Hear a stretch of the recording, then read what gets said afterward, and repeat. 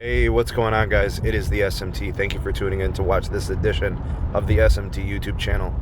The topic in the discussion today is a little bit about Dish, but mostly about the merger and the parties involved, and those possibly advocating for low-income customers. So here is how I'll go ahead and frame this. I, for one, am an individual that feels that all customers should have options. All customers need protections so that they don't have to overpay for certain things. Things like phone service and connectivity have gotten to the point where it's not, it's not an option. You really have to be connected.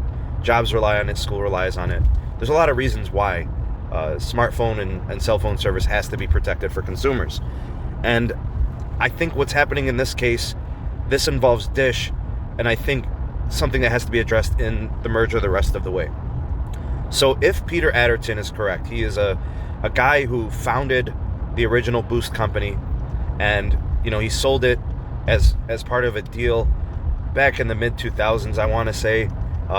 In those years, Sprint ended up with ownership of Boost because they were part of the Nextel acquisition in that initial sale. Anyways, Boost has been an important segment that has served prepaid customers. Prepaid customers sometimes are just customers looking for a better deal.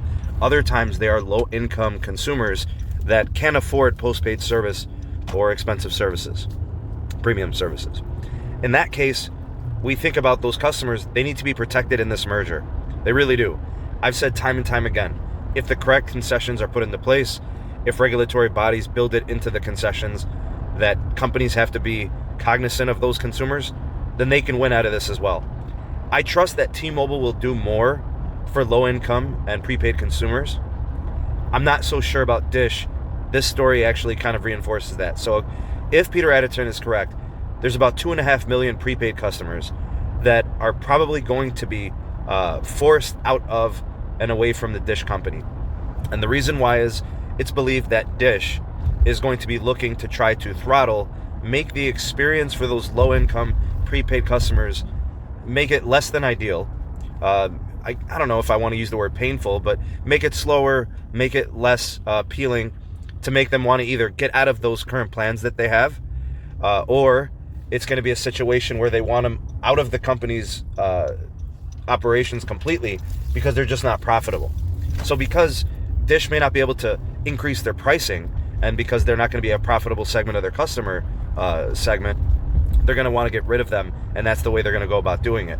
This is a huge concern in my opinion, because part of the merger is, you want to create companies that are going to be more better performing, serve customers in a better way. Here's a situation where it's going to do the opposite, and I'm really, really concerned about that. And I think Peter Adderton is correct to try to advocate it.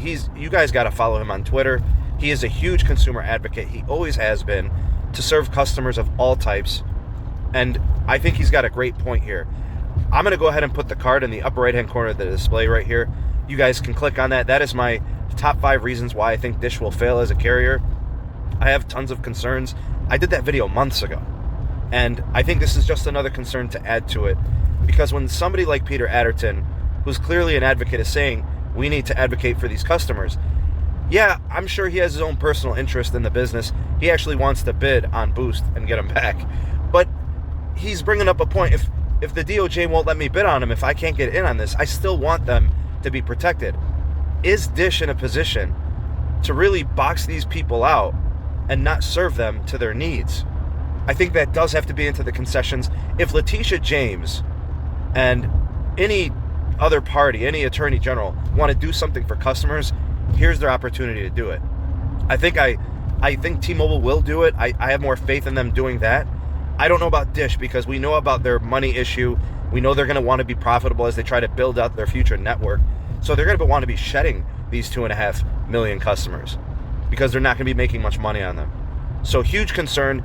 What say you? Go ahead and drop me a line in the comment section below. I'd love to hear your thoughts and opinions on it.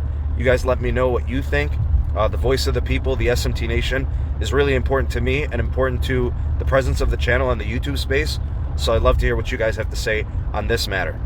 If you want to get involved with the SMT communities, go ahead and check out the links in the description box. We got the Patreon, we've got the Discord server. There's a PayPal share link if you want to help support production here on the SMT YouTube channel. Go ahead and throw a donation. That's greatly appreciated. Thank you for those considerations. And if you want to, passively at least try to help this channel grow, go ahead and hit that like button, share it to your favorite social media platform or here on YouTube. That would be greatly appreciated as well. I hope you guys enjoyed the topic of the video. It's something we really need to discuss. Maybe it affects you directly. Love to hear your opinions for sure.